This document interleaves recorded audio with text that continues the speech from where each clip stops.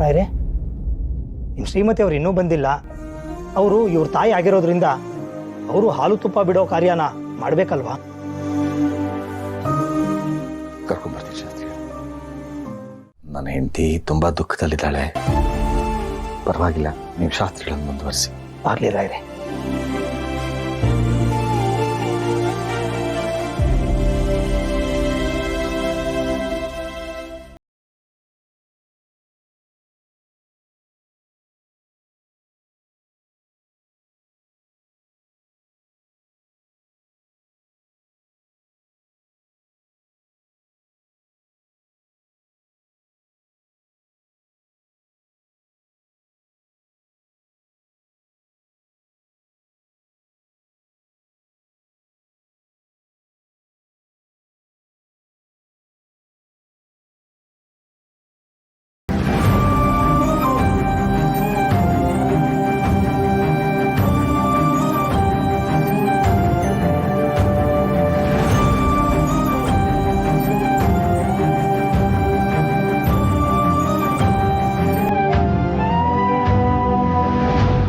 ಜಾನ್ವಿ ಆತ್ಮಕ್ಕೆ ಶಾಂತಿ ಸಿಗ್ಲಿ ಅಂತ ನೀವೆಲ್ಲರೂ ಈ ಪೂಜೆನ ಮಾಡಿದ್ದೀರಾ.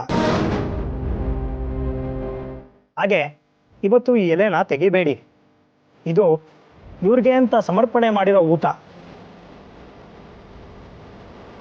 ಹಾಗಾಗಿ ಅವ್ರ ಮನಸ್ಸು ಖುಷಿಯಾಗಿದ್ರೆ, ನೀವೆಲ್ಲ ಮಾಡಿರೋ ಪೂಜೆನ ಅವ್ರು ಒಪ್ಕೊಂಡಿದ್ರೆ, ಖಂಡಿತವಾಗ್ಲೂ ಯಾವುದೋ ಒಂದು ರೂಪದಲ್ಲಿ ಇವತ್ತು ನಿಮ್ಮ ಮನೆಗೆ ಬಂದು ಈ ಊಟನ ಸ್ವೀಕರಿಸ್ತಾರೆ.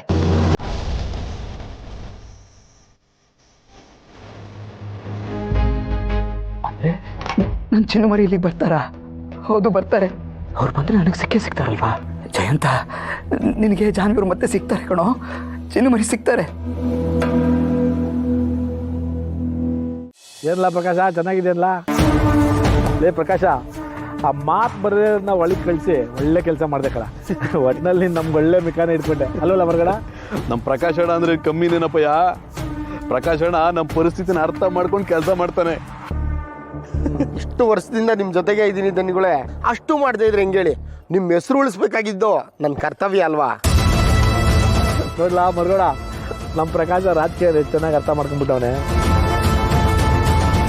ಏಯ್ ಪ್ರಕಾಶ, ಇರ್ಲಿ ಬಿಡ್ಲಾ, ಮುಂದಕ್ಕೆ ಯಾವುದಾದ್ರೂ ಒಂದು ಒಳ್ಳೆ ಪೋಸ್ಟ್ ಕೊಡಿಸ್ತೀನಿ ನಿನಗೆ. ಆಮೇಲೆ ಕುತೂಹಲಕ್ಕೆ ಕೇಳ್ತಾ ಇದ್ದೀನಿ, ಆ ಒಳಗಡೆ ಕಳ್ಸಿದ್ಯಲ್ಲ ಮಾತು ಬರ್ದಿರೋನು, ಫೋಟೋಗಿಂತ ಮಡಗಿದ್ಯಲ್ಲ, ಒಂದ್ಕಿಂತ ಒಂದು ಮಕ ನೋಡ್ಕೊಂಬಿಡಮ್ಮ ಅಂತ ಅಲ್ಲಲ್ಲ? ಐತೆ ಕೊಡ್ರೆ ತೋರಿಸ್ತೀನಿ ರೀ. ಏ ಪ್ರಕಾಶಣ್ಣ, ಅಳಿಕ್ ಮಡಿಕೋ, ಸಿದ್ದು ಮುಂದೆ ಏನೋ ಮಾತಾಡಬೇಡ.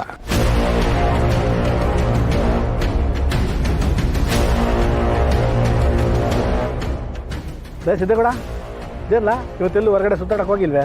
ಅಪ್ಪಾಜಿ, ಸುಮ್ಮನೆ ಮಾತು ಮರೆಸ್ಬೇಡಿ. ನಿಮ್ಮೆಲ್ಲರೂ ಇಲ್ಲಿ ಏನು ಮಾತಾಡ್ತಿದ್ರಿ ಅನ್ನೋದು ನನಗೆ ಚೆನ್ನಾಗಿ ಗೊತ್ತದೆ. ಆ ಒಳಗೋಗಿರೋನ್ ಬಗ್ಗೆ ತಾನೇ ಮಾತಾಡ್ತಿದ್ದು. ನಾನು ಬಂದೆ ಅಂತ ಸುಮ್ಮನೆ ಆಗ್ಬಿಟ್ರಿ ಅಲ್ಲ?